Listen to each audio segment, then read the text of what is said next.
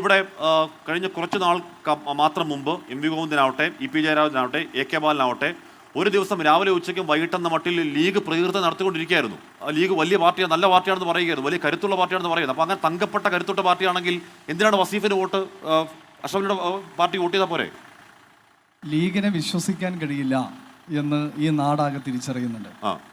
അതിന്റെ കാരണം കഴിഞ്ഞ 10 വർഷക്കാലത്തെ BJP-യുടെ ഭരണത്തിൽ എന്തായിരുന്നു ഈ മലപ്പുറത്തു നിന്നുൾപ്പെടെ വിജയിച്ചു പോയ UDF MP-മാരുടെ സംഭാവന എന്ന് നോക്കിയാൽ മതി.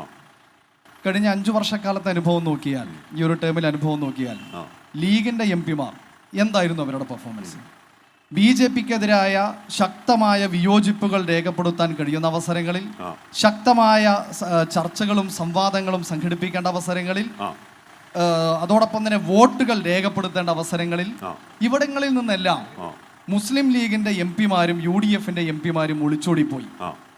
ഈ നാട്ടിലെ ജനങ്ങൾക്ക് വേണ്ടി നിലകൊള്ളാൻ, പാർലമെന്റിൽ ശബ്ദമാവാൻ, ഈ നാടിന്റെ ശബ്ദമാവാൻ, ഈ നാടിന് വേണ്ടി ശബ്ദിക്കാൻ ഒരു സമയത്തും UDF-ന്റെ വിജയിച്ചു പോയ MP-മാരെ നമുക്ക് കാണാൻ വേണ്ടി കഴിഞ്ഞിട്ടില്ല.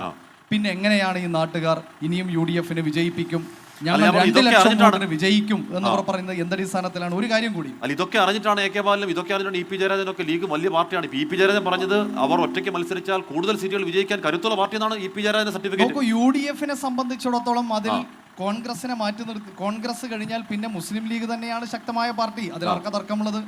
അത് ഞങ്ങൾ എന്നും പറയുന്നുണ്ട്, ഇപ്പോഴും പറയുന്നുണ്ട്. അതിൽ ഒരു കാര്യമുള്ളത്, ലീഗിനെ സംബന്ധിച്ചിടത്തോളം കോൺഗ്രസ് UDF സംവിധാനത്തിനകത്ത് ഏറ്റവും പ്രബലമായ കക്ഷി അവർ തന്നെയാണ്, കോൺഗ്രസും ലീഗും തന്നെയാണ്. ആ ലീഗ് പ്രബല കക്ഷി തന്നെയാണ് അവർക്കിടയിൽ, യാതൊരു തർക്കമില്ല. പക്ഷേ കഴിഞ്ഞ 10 വർഷക്കാലത്തെ അവരുടെ പ്രവർത്തനങ്ങളുടെ മികവിനെ സംബന്ധിച്ച് എന്താണ് അവർക്ക് എടുത്തു പറയാനുള്ളത്? നോക്കൂ, അങ്ങനെ ഒരു മികവ് എടുത്തു പറയാനില്ല എന്നതിന്റെ ഭാഗമായാണ് മലപ്പുറത്തെ MP ഇവിടെ നിന്നും പൊന്നാനിയിലേക്കും, പൊന്നാനിയിലെ MP അവിടെ നിന്നും ഇവിടെ മലപ്പുറത്തേക്കും കടന്നു വരുന്ന സ്ഥിതി ഉണ്ടായത്. സ്വന്തം അണികളെ പോലും എന്തിനു വേണ്ടിയാണ് ഇങ്ങനെ ഒരു സീറ്റ് കൈമാറ്റം എന്നത് ബോധ്യപ്പെടുത്താൻ കഴിയാത്ത നിലയിലേക്ക് ഇവർ മാറി. നോക്കൂ, സാനു ഇവിടെ കഴിഞ്ഞ തവണ പരാജയപ്പെട്ടത് 2 ലക്ഷം വോട്ടിനാണെന്ന് പറയുന്നു. അത് പച്ചക്കള്ളമാണ്. 1,16,000 വോട്ടിനാണ് സാനു ഇവിടെ കഴിഞ്ഞ തവണ. എന്താണ് സംശയമുള്ളത്? കഴിഞ്ഞ തവണ വോട്ട് വർദ്ധിപ്പിച്ച സ്ഥാനാർത്ഥികളിൽ ഒരാളാണ് VP സാനു. അതിലൊരു തർക്കമില്ലാത്ത കാര്യമാണ്. നോക്കൂ, ഈ ചർച്ച തുടങ്ങുന്ന സമയത്ത് തന്നെ ഇവിടെ ലീഗിന്റെ പ്രതിനിധി ഇവിടെ എങ്ങനെയാണ് തുടങ്ങി വെക്കുന്നത്? ഈ യുദ്ധം കേരള സർക്കാരിനെതിരായ യുദ്ധമായിട്ടാണ് അദ്ദേഹം കാണുന്നത്.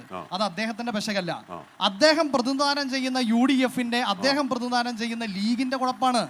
നോക്കൂ, ലീഗിന്റെ ഏറ്റവും സമുന്നതനായ നേതാവ് PK കുഞ്ഞാലിക്കുട്ടി, അവരുടെ അഖിലേന്ത്യാ ജനറൽ സെക്രട്ടറി പറഞ്ഞത് എന്താ?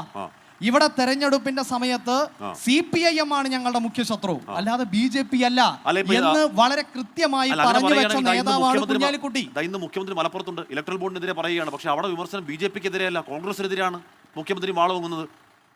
എന്തുകൊണ്ടാണത്? പറഞ്ഞു വരാം, പൂർത്തീകരിക്കാം. ഞാൻ പറഞ്ഞു വന്നത്, ഇവിടെ PK കുഞ്ഞാലിക്കുട്ടി തന്നെ ഈ നാടിനകത്ത് ഒരു സന്ദേശം കൊടുക്കുന്നു, ലീഗ് അണികൾക്ക് ഒരു സന്ദേശം കൊടുക്കുന്നു. ഇവിടെ മുഖ്യ ശത്രു ആരാണ്? CPIM ആണ്, അല്ലാതെ BJP അല്ല. ഞങ്ങളെ സംബന്ധിച്ചിടത്തോളം ഞങ്ങളുടെ മുഖ്യ ശത്രു ഇവിടെ BJP ആണ്.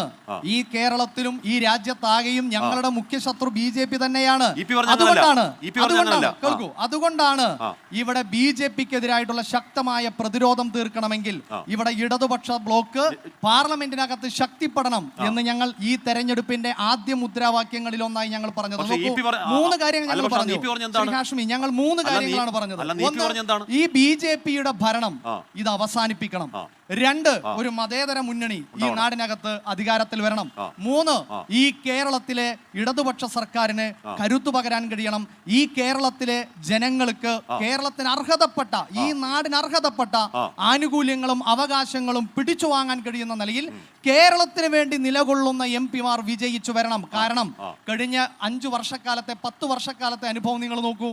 ഈ കേരളത്തിന് വേണ്ടി UDF-ന്റെ MP-മാർ പാർലമെന്റിൽ നിലകൊണ്ട് ചർച്ച നടത്തിയതിന്റെ ഒരു അനുഭവം നമുക്ക് പറയാനുണ്ടോ? ഇവിടെ പ്രളയകാലത്ത് ഈ നാട് വലിയ ദുരന്തത്തിലേക്ക്, പ്രയാസത്തിലേക്ക് പോയി. ആ സമയത്ത് ഈ കേരളത്തിന് അനുവദിച്ച റേഷൻ വിഹിതം, ആ റേഷൻ വിഹിതത്തിന് പണം പിടിച്ചു വാങ്ങിക്കൊണ്ടുപോയ സമയത്ത് ഒരു UDF-ന്റെ MP എണീറ്റ് നിന്ന് ഇത് ഞങ്ങൾ അനുവദിക്കില്ല, കേരളത്തിന് വേണ്ടി ഇതാ ഞങ്ങൾ നിലകൊള്ളുന്നു എന്ന് പറയാൻ ഒരു UDF-ന്റെ MP ഉണ്ടായോ? ഈ കേരളത്തിന് അർഹതപ്പെട്ട ഡിവിഡൻഡും അത് ഗ്രാൻഡ് ഉൾപ്പെടെയുള്ളവ കേന്ദ്ര സർക്കാർ തടഞ്ഞു വെച്ചപ്പോ, അതിനെതിരെ സമരം നടത്താൻ പോയപ്പോ, അതിനെതിരെ ഒരു അപേക്ഷ കൊടുക്കാൻ പ്രധാന പ്രധാനമന്ത്രിക്ക് ഒരു അപേക്ഷ കൊടുക്കാൻ, നിവേദനം കൊടുക്കാൻ, ഇതാ ഉണ്ടായില്ല. ഇതിനു താഴെ ഒന്ന് ഒപ്പുവെക്കൂ എന്ന് പറഞ്ഞപ്പോൾ കേരളത്തിന് വേണ്ടി ഒരു നിവേദനത്തിൽ ഒപ്പുവെക്കാൻ പോലും തയ്യാറാകാതിരുന്നവരാണ് ഈ നാട്ടിലെ UDF-ഉം മുസ്ലിം ലീഗും എന്നത് ഈ നാട് തിരിച്ചറിയുന്നുണ്ട്. അതുകൊണ്ടാണ് ഇടതുപക്ഷത്തിന് വേണ്ടി അവർ നിലകൊള്ളുന്നത്. ഒരു സംശയവും വേണ്ട, ഇത്തവണ ഈ നാട് ഇടതുപക്ഷത്തിന് കരുത്തേകും, ഇടതുപക്ഷ സ്ഥാനാർത്ഥികളെ വിജയിപ്പിക്കും. ഈ മലപ്പുറം മണ്ഡലത്തിൽ ഒരു സംശയവും വേണ്ട, 1 ലക്ഷം വോട്ടിൽ പരം ഇവിടെ വസീഫ് വിജയിച്ചിരിക്കും.